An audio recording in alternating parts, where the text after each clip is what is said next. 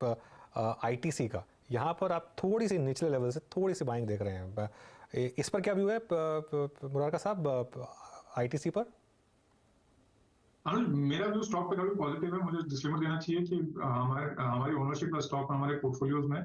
सो एक जो पूरा एफएमसीजी सेक्टर जो एक हाई इन्फ्लेशन के दौर से गुजर रहा है और उसकी वजह से उनके मार्जिन जो है स्क्वीज हो रहे हैं या घट रहे हैं। एक आईटी से एक कंपनी है जिसमें प्राइसिंग पावर काफी स्ट्रांग है एंड इस वजह से इनके मार्जिन पे कुछ इम्पैक्ट नहीं होगा। और अभी भी फिलहाल आज भी देखें तो as compared to other companies in the FMCG sector valuation काफी रीजनेबल है।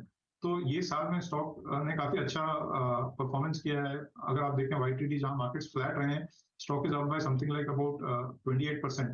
तो हमारा ऐसा मानना है कि यहाँ से भी स्टॉक हेल्दी रिटर्न्स देगा और हमारा व्यू काफी पॉजिटिव है स्टॉक में। इनफैक्ट हमें लगता है कि एफएमसीजी में this stock will be one of the best performing stock.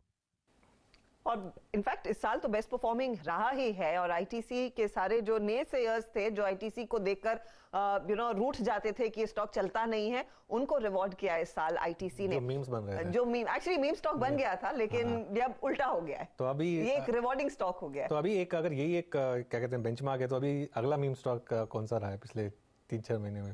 Because Zomato. पर अनुज आप देखिए ना, फिर वो जोमेटो है, पेटीएम है, लिस्ट लंबी हो जाएगी, है ना। ये सारी जो न्यू इकोनॉमी कंपनीज है एक्चुअली मीम्स का बिल्कुल, क्योंकि इसने लोगों को काफी रुलाया था और लोग बहुत पेशेंटली रुके रहते थे कि कभी तो चलेगा। ये ना आपको पता है आईटीसी का जो चलना जिस दिन शुरू हुआ वो किस दिन एग्जैक्टली शुरू हुआ था और उसका ट्रिगर क्या था? रशिया यूक्रेन वॉर जिस दिन स्टार्ट हुई थी, उसके बाद से एक ईएसजी इन्वेस्टमेंट जो थी उसका लोगों का नजरिया बदल गया था कंप्लीटली। लोगों ने कहा कि ये नई रियलिटी है, तो इसके लिए आपको ये सब चीज़ें छोड़नी पड़ेंगी। तो गैस स्टॉक्स में इन्वेस्ट करना पड़ेगा, क्रूड में इन्वेस्ट करना पड़ेगा। अब जब इन सब चीज़ों में इन्वेस्ट करना है तो फिर सिगरेट स्टॉक्स में क्या बुराई है? तो वहाँ से आप अगर देखेंगे रशिया यूक्रेन वॉर जिस दिन हुई थी उस दिन आईटीसी ने बॉटम बनाया था और वहाँ से स्टॉक चलना स्टार्ट हुआ था।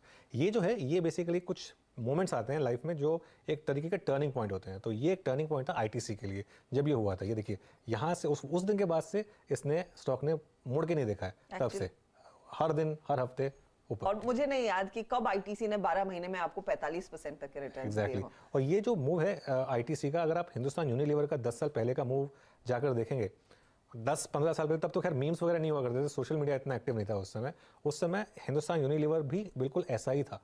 और उसके बाद हिंदुस्तान यूनिलीवर ने जो आउट परफॉर्म किया और उसके बाद जो लीवर है वो एक ऑफर लेकर आई थी हिंदुस्तान यूनिलीवर के शेयर होल्डर्स के लिए 600 रुपये पे। मुझे प्राइस याद है अब तक, 600 रुपये पे ऑफर लेकर आई थी। उस समय हिंदुस्तान यूनिलीवर का स्टॉक था 350 रुपये, 150 रुपये 350 रुपये हो गया था क्योंकि चला नहीं था काफ़ी टाइम से। और उसके बाद 600 रुपये पे ओपन ऑफर आया। तो 600 रुपये ऐसा लग रहा था हिंदुस्तान यूनिलीवर की 600 रुपये में तो आप देंगे ही, क्योंकि इतना प्राइस टू अर्निंग्स में इतना एक्सपेंसिव है। तो मैंने एक ब्लॉग लिखा था, मैंने कहा था कि देखिए अगर इतनी बड़ी कंपनी इतना पैसा खर्च करके अगर अपना स्टॉक वापस लेना चाहती है इतने साल के अंडर परफॉर्मेंस के बाद, तो उसने एक चीज़ नाप ली है कि कंजम्पशन में क्या होने वाला अगले 10 सालों में, और वही हुआ।